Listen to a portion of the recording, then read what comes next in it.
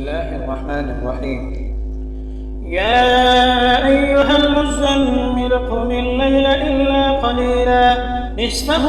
أو انقص منه قليلا أو زد عليه ورتل القرآن ترتيلا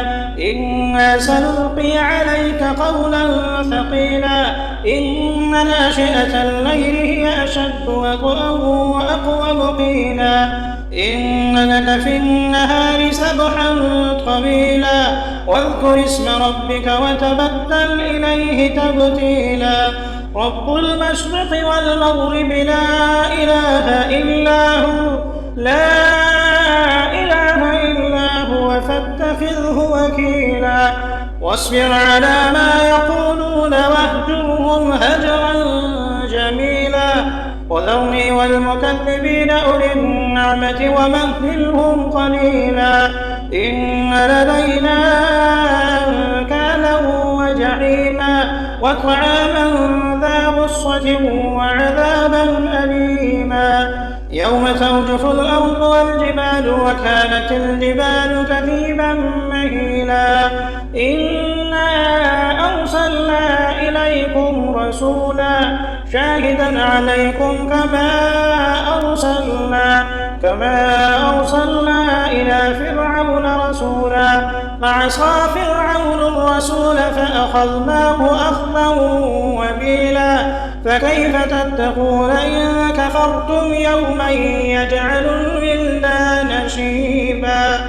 السماء منفطر به كان وعده مفعولا إن هذه تذكرة فمن شاء اتخذ إلى ربه سبيلا